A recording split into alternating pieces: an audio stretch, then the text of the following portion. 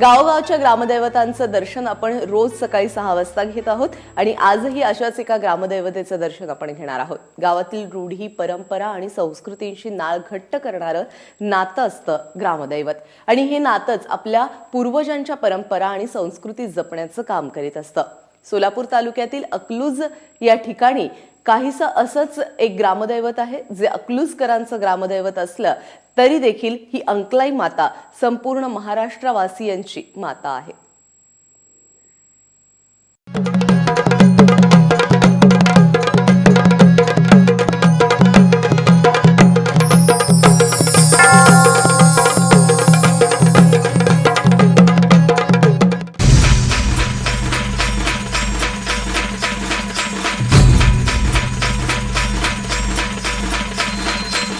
अकलूज महापालिका होण्याची क्षमता असलेलं पण तरीही फक्त ग्रामपंचायत असलेलं हे गाव।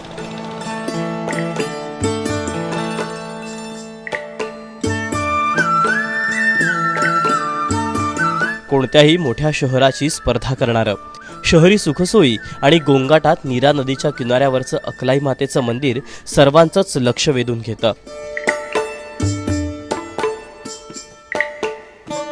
अर्थात अकलाई माता हीच खरी अकलूजची एका अर्थानं ओळख आणि अस्तित्व सुद्धा।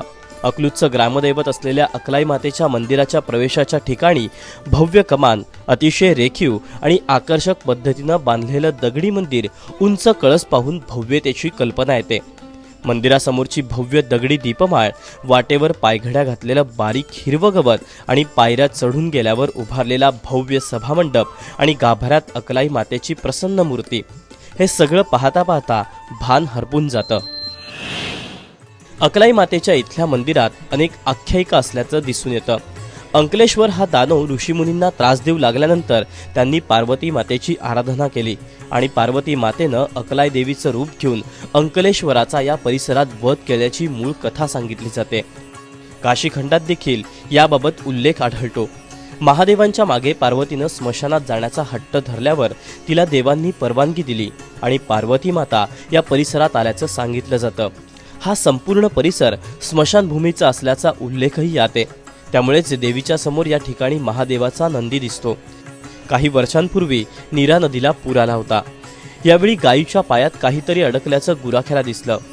त्यानं काय अडकलं हे पाहण्यासाठी गेला तर त्याला अकलाई मातेची मूर्ती आढळली। गुराख्यानं ती बाहेर काढून घेतली। याचवेळी गावच्या पाटलाला देवीनं दृष्टांत देत आपल्याला अकलूजमध्ये स्थापन करण्यास सांगितल्यावर हे मंदिर उभारल्याची आख्यायिकाही सांगितली जाते। काशीखंडासोबत यादव काळ आणि छत्रपतींच्या काळात देखील अकलूजचा उल्लेख आढळतो। सध्या या मंदिराचा कारभार ट्रस्टच्या वतीनं चालवण्यात येतो। नवीन बांधकामासाठी आतापर्यंत 5 कोटी रुपये खर्च करण्यात आलेत। दर्शनाला आणि मुक्कामाला येणाऱ्या भाविकांसाठी धर्मशाळा उभारण्यात आली असून अजून आणखी 5 ते 6 कोटी रुपयांची विकास कामं सुरू आहेत। तिथं आलेल्या भाविकांना एक पवित्र असं वातावरण निर्माण करायचा आपण प्रयत्न केलेला आहे। मला वाटतं हे आमच्या मंदिराचं काम जवळजवळ 11 वर्ष चाललेलं होतं। काही तांत्रिक अडचणीमुळे आम्हाला 2-3 वर्ष थांबावं लागलं होतं, पण 11 वर्ष आम्हाला त्या मंदिराचं काम पूर्ण करायला वेळ लागला। आज आपण बघितलं तर अकलूज परिसरामध्ये किंवा पंचक्रोशीमध्ये एक जागृत देवस्थान म्हणून अकलाई मंदिराकडं देवीकडं पाहिलं जातं आणि मंगळवार, शुक्रवार आणि नवरात्रामध्ये फार मोठ्या प्रमाणामध्ये इथं गर्दी होती। भंडाऱ्याला देखील 1-1.5 लाख भाविक तिथे येतात। या मंदिरात वर्षभर विविध सण जल्लोषात साजरे होत असले तरी मंदिराला आगळं वेगळं रूप येतं ते नवरात्रात। अश्विन शुद्ध नवरात्रात 9 दिवस विविध कार्यक्रम साजरे केले जातात।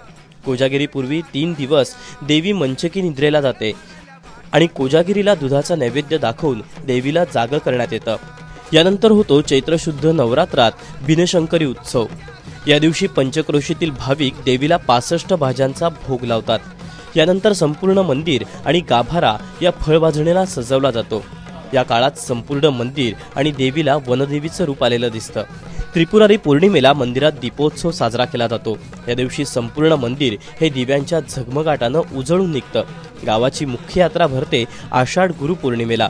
या दिवशी संपूर्ण गावाच्या वतीनं खीर आणि शिऱ्याचा नैवेद्य दाखवला जातो।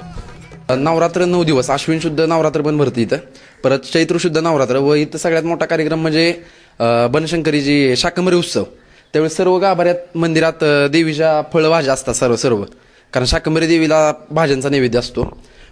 आणि आता त्रिपुरारी पौर्णिमेला सगळ्या मंदिरात दीपोत्सव साजरा केला जातो. अकलाई देवीच्या दर्शनानं स्त्रियांना अपत्य प्राप्ती होते अशी श्रद्धा या परिसरातील भाविकांची आहे. त्यामुळेच इथे राज्यभरातून मोठ्या प्रमाणात भाविक येत असतात. हा, देवीला सुखी बाळाला सुखी ठेव म्हणलं. आणि आम्ही सगळ्या घरातल्या महिला आहेत ना, आमची फॅमिली मोठी आहे. प्रत्येक बाळाला आम्ही आणतो चित्र. प्रत्येक बाळाला देवीच्या पायावर घातले. हा, प्रत्येक. काय नेमकी श्रद्धा असते देवीच्या पायावर घातल्याने? काय निरोगी राहतं बाळ. आमची अशी मनात हे आहे, आमची आरोग्य चांगलं राहतं, सुख समाधान लाभतं, एवढंच.